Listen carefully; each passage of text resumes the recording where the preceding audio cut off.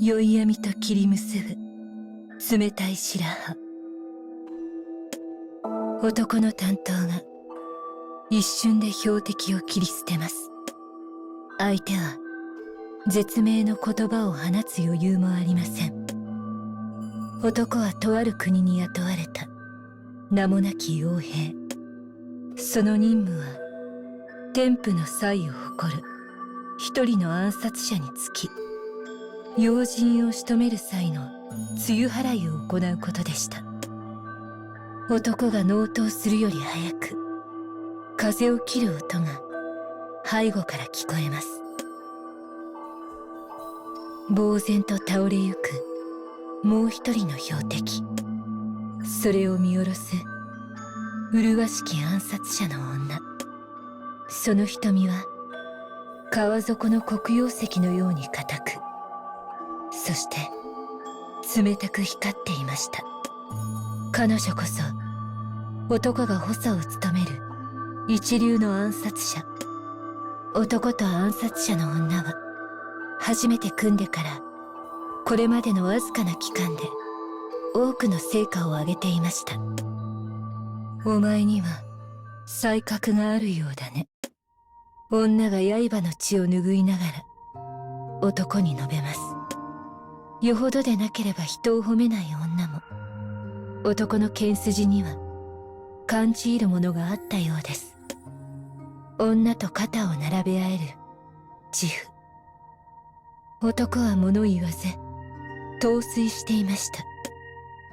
そう、男は心を奪われていたのです。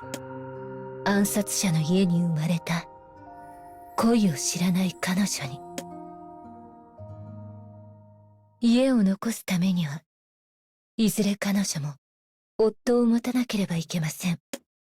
しかしザイアの名もなき傭兵に過ぎない自分と彼女の婚姻を決して女の家は認めないでしょう。そして何より女が色恋沙汰に興味があるとは思えませんでした。だからこそ、だからゆえに女の僧帽には抜き身の刃のような浮世離れした美が宿るのでしょう。今の自分ごときが触れていい相手ではない。男は今にも溢れそうな思いを胸に秘め、任務を全うし女の前から去ったのでした。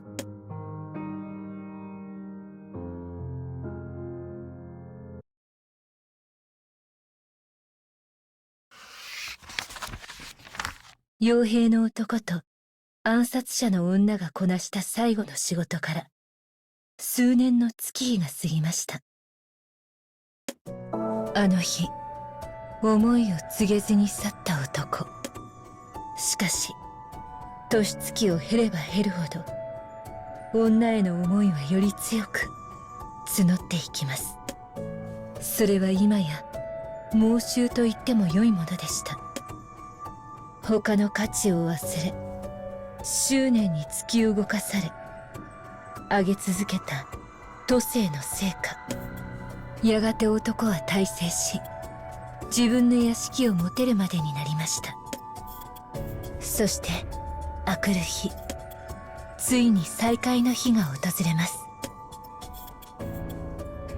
男はすぐに相手が暗殺者の女だと分かりました。川垂れ時、道の遠くにいる女は髪色を変え、濃い化粧を施し変装していました。一見で彼女だと見抜くのは至難であるはずなのに、見間違うはずがありません。あれだけ焦がれた女の冷たく硬い凛とした石の瞳だけは、男の傍らを通る暗殺者の女。その身から発せられる剣気はあまりにも鋭く洗練されていました。男ほどの手だれでなければ一息で殺されていたかもしれません。男は女と同等の殺気で女の剣気に抗います。静かにぶつかり合い、震える空気。男が懐の担当に手を伸ばします。しかし女は剣気を抑え、通り過ぎていきました。男は彼女の背中を見送りながら、湧き上がる歓喜に身をよじります。この日を男は待っていました。死に物狂いで働き、名もなき傭兵だった己の名を馳せ、屋敷を持つまでの力を欲したのは、すべて彼女の標的となるためでした。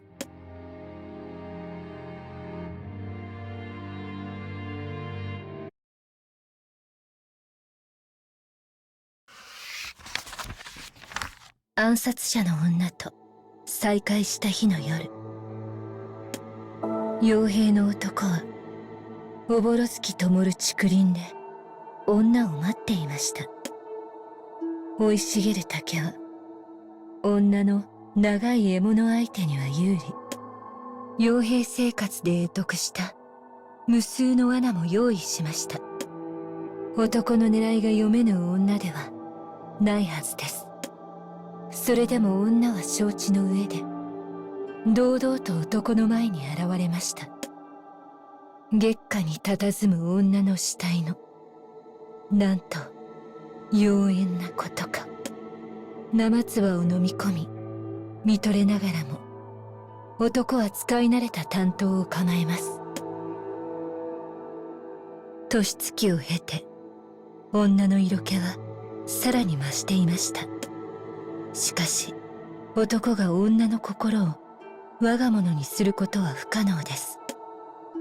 いや、我が物にしてしまえば、抜き身の刃のような女の美は儚く消えることでしょう。男が願い移せる行動はただ一つ。自分を殺しに来た彼女を自分の手で確実に殺めること。うっそうと茂る竹に囲まれながらも、わずかな隙間を遠い側面に移ろう女。その姿は悪鬼羅刹のごとき畏怖に満ちながら、常世で舞う女神のようにたおやかでした。この女を自分が仕留める。その姿を己の意識にのみ残し、誰にも語らず封じてしまう。そうすれば未来永劫、この国が滅びようとも他の男に女の目が向くことはありません。衝動の赴くまま振り下ろされる担当。女の長刀がそれを受け止めました。間髪入れず二の太刀を放つ女。男は腕をかすられながらも受け止め、渾身の斬撃を返します。男の心臓に響く甘ったるい技の振動。10万億度に随一の快楽でした。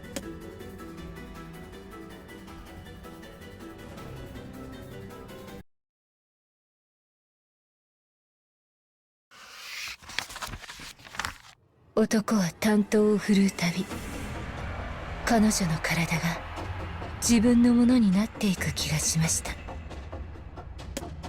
痛ましい傷口の赤が、流れ出る血液の赤が、おぼろ月の明かりを浴びて光り輝いて見えます。血を流しすぎたのか、うつろな目つきでよろめく女。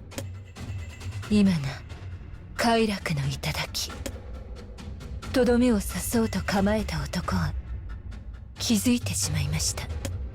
卓越し磨き抜いた己の才気ゆえに、女への濃すぎて純粋な妄執ゆえに、あまりにも簡単に行き過ぎていることを、己が幻覚を見せられていたことを、心に喝を入れ幻覚を打ち消し正気を取り戻す男。女の長刀が自分の腕をかすった時、すでに男は刀身に塗られた毒液に侵されていたのでしょう。男は朦朧とする意識の中、かすれた目で暗殺者の女を見据えようとします。しかしあやふやな月影を見るように、その姿は半然としません。女がどんな目で自分を見ているのか、もう男には分かりませんでした。それでも、お前を殺していいのは俺だけだ。男は命を燃やし、短刀を振りかざします。幻のままの方が楽だったろうに。絶命した男を見下ろし、女は不憫そうにつぶやきます。年月を経て、さらに冴え渡る男の剣筋。それを知ったからこそ女は、男の命までは取るまいと考えました。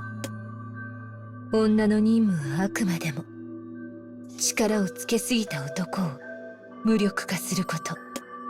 しかし、男の才と女の未熟さは結局、男の将来を奪ってしまいました。その剣筋、覚えておくよ。短足し、竹林を後にする女。男の亡骸は裏寂しく、曇りゆく空を見上げます。その顔は、なぜか望月のごとく、満足そうに、笑んでいました。